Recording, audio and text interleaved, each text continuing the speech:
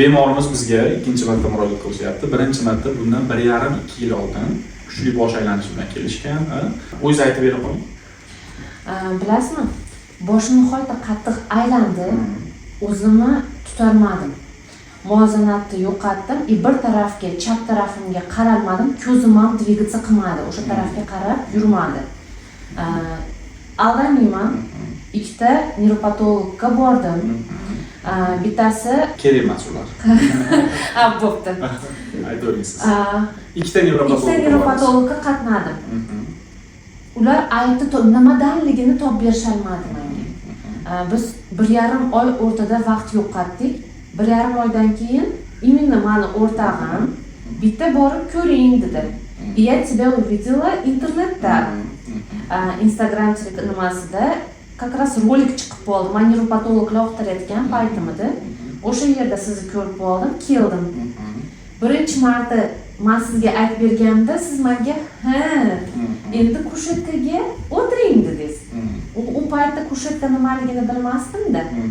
Lekin Xudoga shukr, mana ana shu kushetkaga o'tirib mashqdan keyin srazu men yaxshi bo'ldim. Buni men sizga aytganman. Chunki bittadan keyin bunaqa ulучшениyaga hamma ham erisha olmaydi. Ya'ni men qisqacha aytib o'taman, bemorimizda juda ham kuchli sistem bosh aylanish bo'lgan. Ya'ni tashqarida hamma narsa aylanib ketgan, ko'ngil aynish bo'lgan, holsizlik bo'lgan va biz kelganlarda srazu birinchi mashqimizni o'zidayoq 90% rezultatga erishganmiz. Ya'ni bosh aylanish 90% qolgan. Shuning uchun aytishyapti, men bittada qoladi deb o'ylamagandim deyishyapti. 2 yil davomida juda yaxshi yurishgan. 2 yil davomida hech qanaqa lecheniya qilmadim.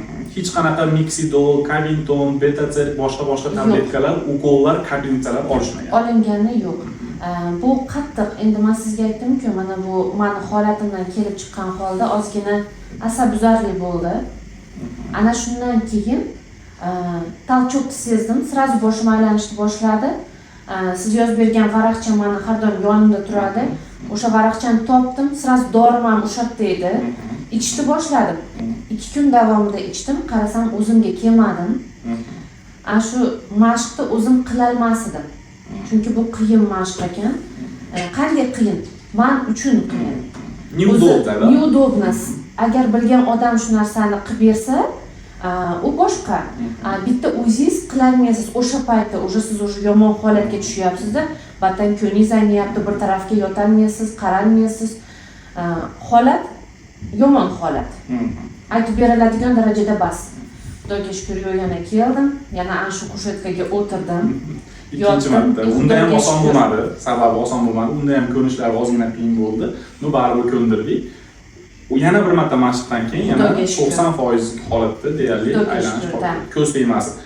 Keyingi masala xuddi shunaqa, agar sizda bosh aylanish bo'lsa, ya'ni bir tomonga qaraganingizda bosh aylanish juda ham kuchayib ketsa, atrofingizda narsalar aylanishi, ko'ngil aynish, holsizlik, terlash, kuchsizlik paydo bo'lsa, albatta neuropatologga aynan yana qaytarib o'taman, to'g'ri mutaxassisga uchrang.